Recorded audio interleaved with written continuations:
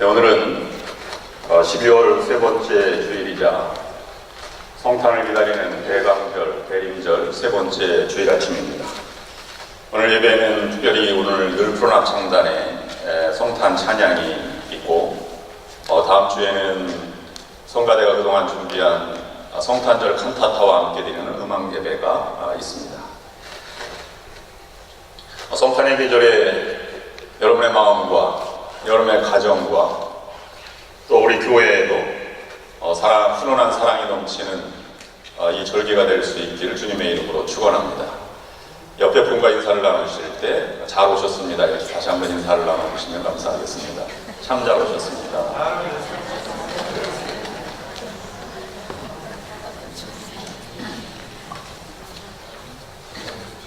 성탄절의 주제는 사랑입니다. 사랑이 없는 세상은 비극입니다. 교회가 사랑을 잃어버렸다면 교회는 비극입니다. 테레사 수녀가 이런 말을 한 적이 있습니다. 오늘날 가장 큰 질병은 나병이나 결핵이 아닙니다. 아무도 자기를 원하는 사람이 없고 돌보는 사람이 없으며 모든 사람에게 버림을 받았다는 느낌입니다. 그러므로 최고의 악은 사랑과 자비가 없는 상태입니다. 다시 말해서 착취나 부패, 가난과 질병의 공격을 받으면서 길가에 버려진 채 사는 우리의 이웃들을 향하여 철저히 무관심한 것입니다. 우리 곁에 누군가가 신음하는 사람이 있다는 사실을 잊고 사는 것보다 더 무서운 죄악은 없을 것입니다. 사랑이 없는 세상은 지옥과 같습니다. 예수님께서 왜 이 땅에 오셨을까요? 요한복음 3장 16절 말씀, 우리가 암송하는 말씀은 이렇게 분명하게 말하고 있습니다. 하나님의 세상을 이처럼 사랑하사 독생자를 주셨으니 이는 저를 믿는 자마다 멸망치 않고 영생을 얻게 하려 하심이니라. 하나님은 세상을 사랑하셔서 독생자 하나밖에 없는 독생자를 이 땅에 보내신 것입니다. 그것을 기념하는 것이, 기다리고 기념하는 것이 성탄의 계절입니다.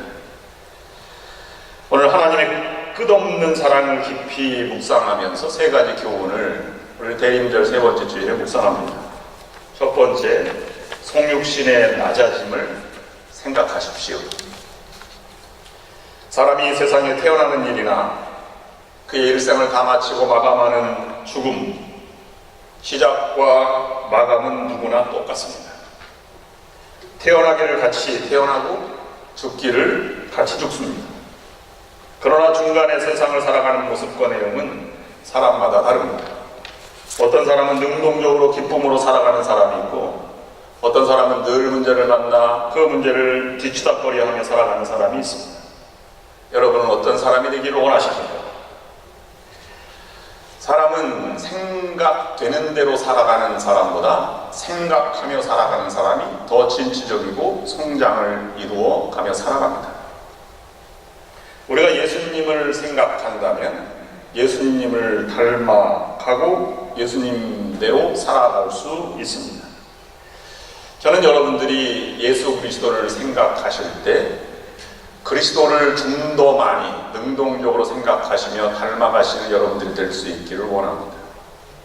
특별히 오늘은 하나님이 보내신 그리스도의 낮아지심을 묵상하며 생각해 보고자 합니다. 사도 요한이 요한복음에서 말하는 것은 말씀이 육신이 되었다는 말입니다. 이 사실을 빌립보 교회에게 보내는 오늘 사도 바울의 편지에서 더욱 자세히 설명하고 있습니다. 그것은 철저하게 낮아지셨다 하는 것입니다. 우리 믿는 성도들이 최고의 기도 제목이 있다면 그리스도를 닮아 더욱 낮아져 가는 것이다. 그렇게 볼 수 있습니다. 이 낮아진 성육신은 결국은 겸손과 순종으로 나타나게 되었습니다. 오늘 본문은 사도 바울의 가장 핵심적인 그리스도 기독론이다 이렇게 표현을 하고 있고 초대교회 성도들은 자기도 모르게 낮아지지 않으려고 하는 마음, 그것을 제어하기 위해서 사도 바울의 오늘 본문 말씀을 찬양으로 불려졌다, 이렇게 말하는 사람도 있습니다. 얼마나 겸손하고 낮아지셨는지 6절 말씀에 그는 하나님의 근본 본체시다, 이렇게 말씀하셨습니다. 본체란 본질적 형체가 하나님이라는 뜻입니다.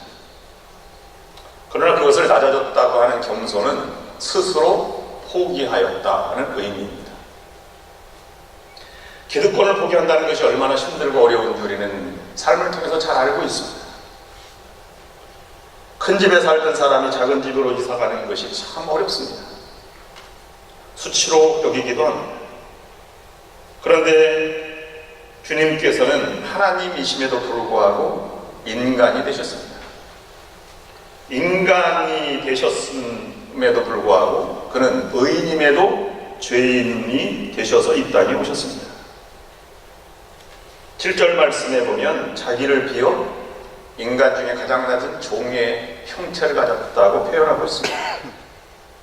인간이 될 뿐만 아니라 죄인이 되어서 종으로 섬기는 자 되기까지 낮아지셨다는 의미입니다. 그렇다고 해서 그리스도가 자기의 본질, 하나님의 본질을 잃어버렸다는 말은 아닙니다. 자기의 신앙의 신성의 본질을 그대로 간직하고 있으면서 자기의 가질 수 있는 모든 권한과 영광을 포기하시고 인간의 형체, 종의 모습으로 덧입으셨다는 말입니다. 그것을 복음서에서는 베들레헴 마국간 마을 구유에서 태어나신 아기 예수로 표현하고 있는 것입니다. 세상에 어떤 아이가 태어날 때부터 이 아이는 죽기 위해서 태어났다고 말하는 아이가 어디 있겠습니까? 예쁜 아기가 태어날 때 단지 죽기 위하여 이 세상에 출생했다고 말하는 사람도 없고 믿는 사람도 없습니다. 그런데 예수님은 태어날 때부터 저가 우리를 구원할 주이시다, 이렇게 말씀하고 있는 것입니다. 가난한 아기로 오시고 낮아지신 예수님, 십자가를 통해서 일생을 달려가시는 예수님을 보면서 그 예수님을 묵상하고 사랑하고 닮아가야 할 것입니다. 저는 지난 주간에 목요일날 우리 캘리포니아 네바다 연회에 소수민족이 15개 소수민족이 있습니다. 15개 소수민족 대표자 회의가 있는데요.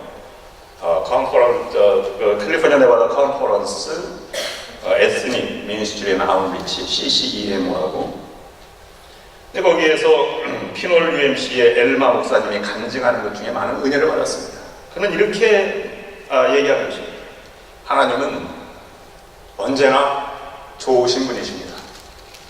내가 내 삶이 그렇지 않을 때에도 하나님은 좋으신 분이십니다. 초대교회는 예수님만을 사랑하고 이 예수님만을 묵상하기 위해서 부단히 노력했습니다. 애매히 고난을 받아도 오히려 기뻐하고 즐거워하라고 얘기하는 베드로전서 1장 7절부터 9절 말씀은 이렇게 우리에게 얘기하고 있습니다.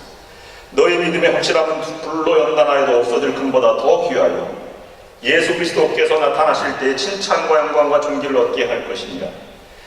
예수를 너희가 보지 못하였으나 사랑하는도다.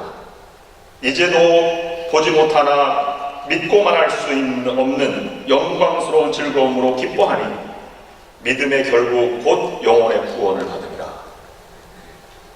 그리스도를 보지 못하였으나 사랑하는 공동체가 초대교회의 공동체였습니다. 예수님만 생각한 공동체였습니다. 에베소서 6장 23절 24절 말씀, 사도 바울은 에베소 교회에게 이렇게 보냈습니다. 아버지 하나님과 주 예수 그리스도께로부터 평안과 믿음을 겸한 사랑이 형제들에게 있을지어다. 우리 주 예수 그리스도를 변함없이 사랑하는 모든 자에게 은혜가 있을지어다. 예수님을 사랑하기에 그분의 제자가 되었습니다. 그분을 사랑하기에 그분의 탄생을 기쁨으로 기다리고 있습니다. 성육신 되신 예수님을 여러분 의도적으로 아니면 가급적으로 많이 묵상하셔서 그리스도의 삶이 여러분의 삶에 젖어들 수 있기를 원합니다. 두 번째, 생각만 한다고 되는 것이 아닙니다. 수많은 훈련과 연습이 훌륭한 음악가와 선수를 만들어내듯이 실천이 믿음을 만들고 그 믿음이 사랑을 이루어내는 것입니다. 그러므로 낮아짐을 묵상하였다면 낮아짐을 실천하는 것이 더욱더 중요한 것입니다. 하나님께서 인간을 구원하실 때 강하고 아름다운 모습으로 하지 않으셨습니다. 정반대로 추하고 약한 모습으로 하셨습니다. 성경에 보면 예수님이 알몸이 되신 것은 딱 두 번입니다. 태어날 때 구유 안에서 아기 예수님으로 알몸이 되셨고, 마지막 십자가에 달려 돌아가실 때 모든 옷을 다 군병들이 벗기고 알몸으로 십자가에서 돌아가셨습니다. 여기에 인류를 구원하신 하나님의 깊은 비밀이 숨겨져 있는 것입니다. 철저하게 비었고 수치와 낮아짐의 극한의 상태에 도달하는 것입니다. 낮아짐을 실천하는 것은 한 번으로 되는 것이 아니라 지속적으로 계속 묵묵히 해나갈 때 낮아짐이 더 우리에게 실천되고 그것이 영향력을 끼칠 수 있는 것입니다.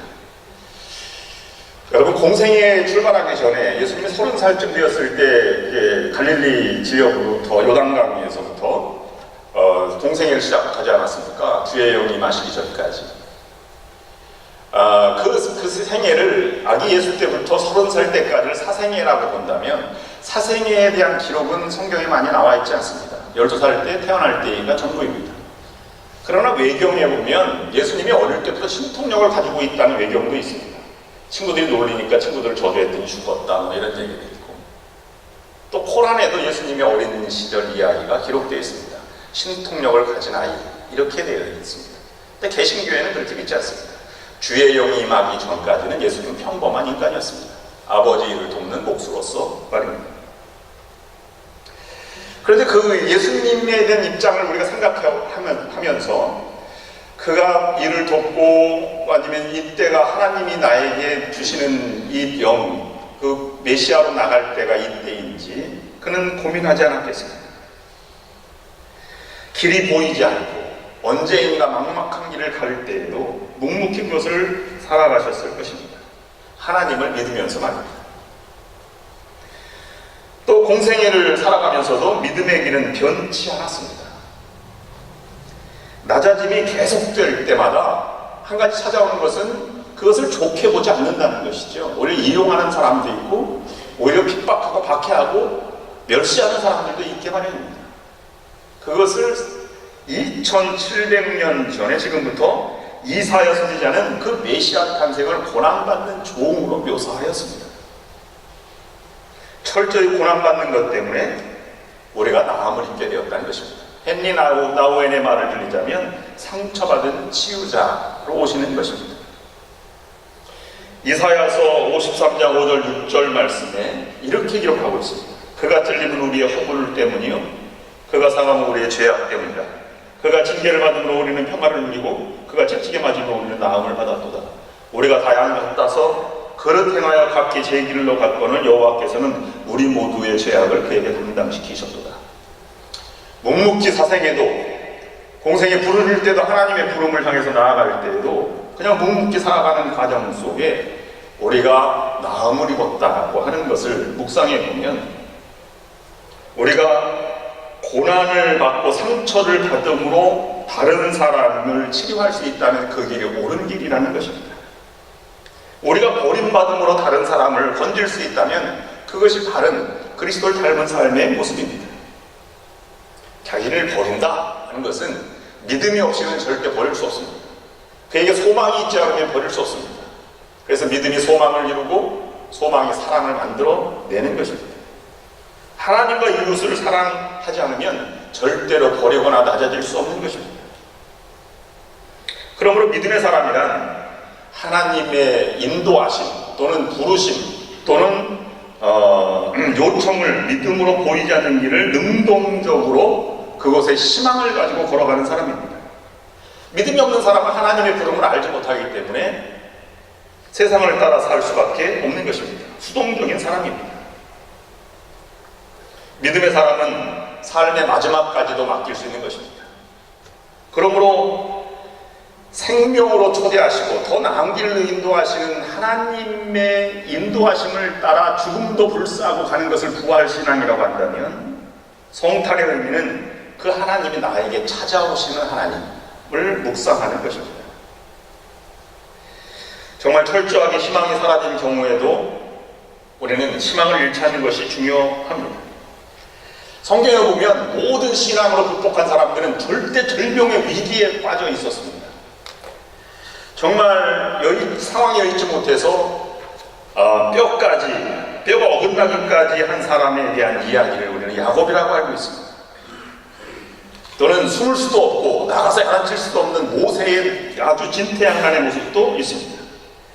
형편이 얼마나 절망적이었든지 아들하고는 한 끼 밥 해먹고 죽음을 준비한 여인도 있었습니다. 희망이 사라진 사람들입니다. 그런데 내가 희망을 잊고 어떻게 한다고 이루어지는 것이 아닙니다. 뼈가 어긋나기까지 했던 사나이는 야곱은 본능적으로 자기가 장애물을 잡으려고 했어요. 에서를 잡고 나오려고 했는데 1등으로 나올 장남이 되기는커녕 차남이 되고 말았습니다. 그래서 더 억울한 삶을 살아간다고 생각을 한 것입니다. 근데 그 삶에게 하나님은 타이르셨습니다. 내 존재 방식을 바꾸어라. 너는 야곱, 발꿈치를 잡고 살아가는 자가 아니라 이스라엘로 살아가거라. 하나님이 겨루어주신다. 그 신앙 가지고 살아가라고 부르셨습니다. 모세에게는 두려워하지 말라. 싸움은 내가 할 터이니 너는 두려워하지 말라. 야곱에게도 내가 겨루어준다. 주께서 오늘 너희를 어떻게 구원하시는지 지켜보기만 하여라. 성경은 그렇게 말하고 있는 것입니다. 그러면 우리가 낮은 자를 신천하고 고난이 있어도 그것을 살아나간다면 우리의 공동체가 낮아지는 공동체를 만들어가는 것이 중요합니다. 죽음을 준비하던 여인에게 하나님이 엘리야를 통해서 나타났습니다. 이 여인에게 말합니다. 두려워하지 마십시오. 죽음을 준비할 것이 아니라 지금 나를 위해서 생명을 준비하십시오. 생명을 위하여 밥을 주십시오. 여인은 내려가서 자기가 할 일 밥을 짓습니다. 그렇게 해보니까 비어있던 항아리에 계속 쌀이 나오고 기름병에도 계속 기름이 떨어지지 않는 그러한 기적이 일어나게 된 것입니다. 사람은 상황을 만들어가는 존재입니다. 믿음은 새로운 상황을 늘 만들어가는 신성한 창조 행위입니다. 죽은 것 안에서 살아있음을 확인하면서 살아가는 것입니다. 매우 감동적인 장애인 이야기가 있습니다. 시각장애인이 꽃바구니를 만듭니다. 자기의 자수로 보이지 않는 실들을 번호를 매겨가면서 아름다운 꽃을 만들고 있습니다. 그는 볼 수 없지만 그토록 보기 좋은 작품을 만들어가는 것입니다. 신앙생활은 보이는 것으로 하는 것이 아니라 보이지 않는 것으로 해나가는 것입니다. 신앙생활은 장애인이 사는 것처럼 그렇게 살아가는 것입니다. 시각장애인은 말합니다. 제가 만든 걸 볼 수 있다면 얼마나 행복할까 하는 생각이 듭니다. 볼 수 없지만 분명히 있는 세계를 향해서 걸어가는 것이 믿음입니다. 아브라함에게 표현하듯이 없는 것, 죽음뿐인 희망이 사라진 그런 때에도 그는 더욱 굳게 믿었다. 이렇게 표현하고 있는 것입니다. 희망이 사라진 때 희망을 갖는 것이 정말 희망이지요. 조그만 실마리라도 있다면 그것은 희망이 아닙니다. 참된 희망을 우리가 가져야 하는 것입니다. 참된 희망이라고 하는 것은 부정이 있는 것, 죽음이 있는 것에 긍정과 생명을 움켜내는 것입니다. 육에 속한 사람은 자기에게 갇혀서 생명을 잃어버리고 맙니다. 그러나 성령에 속한 사람은 현실을 넘어서 하나님의 역사를 기대하며 살아가게 되는 것입니다. 그것을 성서는 의인은 믿음으로 살아간다는 표현으로 대신하고 있는 것입니다. 하나님이 아무리 절망적인 상황에서도 아기 예수를 보낸 하나님의 사랑이 우리에게 찾아오셔서 우리로 하여금 새로운 인생의 문을 열어놓는다는 것입니다. 그리고 그 길로 걸어가라고 우리를 또 밀어내는 것입니다. 근데 우리는 인간적인 생각으로 자꾸 그 문을 넘어서지 않으려고 뒤로 다시 물러서는 것이 우리의 모습이 혹시 아닌지 모르겠습니다. 하나님이 열어놓은 이 믿음의 길을 스스로 닫아버리는 것은 불신앙의 상태입니다. 예수님은 모든 사람에게 문을 다 열었습니다. 바리새인과 서기관들, 사두개인들에게도 다 열어놨습니다. 그러나 그를 따라서 제자가 된 사람들은 변변치 않은 나약한 사람들 뿐입니다. 여러분들이 상처가 있고 어려움이 있습니다. 그래도 하나님이 열어놓으신 이 믿음의 문, 믿음의 세계, 생명의 길이 분명히 존재합니다. 그것을 우리가 따라나가고 살아나가는 것이 그리스도를 닮은 삶의 모습입니다. 그것을 예수님이 본을 보여주셨습니다. 우리가 사랑받을 만큼 존귀해서 그런 것이 아닙니다. 우리는 사랑스럽지 않을 뿐만 아니라 오히려 주님께 범죄한 원수된 우리를 하나님께서 그저 맹목적으로 사랑해 주신 것 뿐입니다. 그 사랑의 은총을 우리가 받은 것입니다. 우리가 알고 있는 한 위인 중에 벨기움에서 태어난 사람이 있습니다. 어릴 때의 이름은 조세프 베우스터라는 아이입니다. 1840년 벨기에 작은 가난한 농부의 아들로 태어났고요. 어릴 때부터 가톨릭 문화권에 자라서 이 친구님이 강론할 때마다 성자, 성인, 순교자 이런 것이 그런 삶이 어떨까 이렇게 늘 생각을 해왔습니다.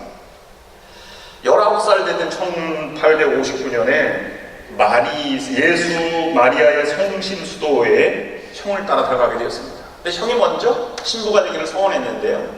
그래서 1863년 23살 때 사제 수련 중이던 그 형이 하와이 선교사로 임명되었는데 병이 걸렸습니다. 그래서 못 가게 됐어요. 근데 조셉은 자기가 하나님이 나를 밀어내는 것이 아닐까, 거기를 내가 가야 하나, 이런 아주 갈등을 느낀 것입니다. 그래서 신부에게 얘기했습니다. 형 대신 제가 가면 안 되겠습니까? 그래서 5개월간에 걸쳐서 긴 항해 끝에 호놀룰루에 도착하였습니다. 1년 후에 24살 때 정식 사제 서풍을 받고 선교를 활동을 시작했습니다. 하와이 군도 중 가장 큰 하와이 섬의 푸나 지역에서 9년간 사역을 하는데요. 그 옆에 있는 섬에 몰로카이 지역에 신부가 없다는 얘기를 들었는데 그때 똑같은 생각이 드는 것입니다. 내가 가야 하지 않을까? 거기에는 한센병 환자를 수용하는 그런 시설 섬이었습니다. 그때 나이가 33살입니다. 그래서 거기에 가서 원주민들과 함께 그 환경 개선을 위해서 사역을 열심히 하였습니다. 그 사람이 바로 다미엔 신부라고 하는 사람입니다. 너무 열심히 일하다 보니까 44살 때 자기가 문득 아침에 보니까 한센병, 문둥병이 든 것을 발견하였습니다. 근데 그날 설교 때 이렇게 얘기했다고 합니다. 하나님은 여러분을 사랑하십니다가 아니라 하나님은 우리 나병 환자를 사랑하십니다. 그때 모든 사람들이 감동을 하였습니다. 저분도 나와 똑같은 사람이구나 하는 생각을 하는 것이죠. 49살의 나이로 20 거두기까지 오세요. 사역을 했고요. 2005년도에는 가장 훌륭한 벨기에 사람에 선정되기도 하였습니다. 이것이 낮아진 공동체를 만들어가는 성육신의 삶의 모습이 아니겠습니까? 지금도 성 다미엔 기념성당은 그걸 추앙하고 또 사랑하려고 하는 신도들로 가득 찬다고 합니다. 하늘 보좌를 버리고 이 땅에 오신 예수님을 묵상합니다. 그 예수님이 너무 귀해서 우리에게 그리스도를 주라 고백한 우리에게 생명을 주시고 구원을 얻게 되었습니다. 여러분, 예수님을 사랑하십시오. 꿈에도 예수님을 그려보십시오. 그분을 닮아가기를 노력해보십시오. 그리고 우리 교회가 바로 성육신의 공동체, 낮아짐의 공동체를 통해서 회복과 그리고 활력의 또는 은혜의 교회가 될 수 있게 될 것입니다. 그런 여러분 모두가 될 수 있기를 주님의 이름으로 축원합니다. 기도하시겠습니다. 오늘 대강절 세 번째 주일에 낮아짐을 묵상하였습니다. 인간이 되기까지, 의인으로서 죄인으로까지, 죄인 중에서 종의 형태를 가지기까지 낮아지신 예수님 묵상하면서 우리도 낮아짐을 통해서 그리스도를 닮아 그리스도가 원하는 사랑의 공동체를 이루어갈 수 있도록 인도하여 주시옵소서. 예수 그리스도의 이름으로 간절히 기도드립니다. 아멘. 이 시간 늘 푸르는 합창단의 성탄 찬양이 있겠습니다.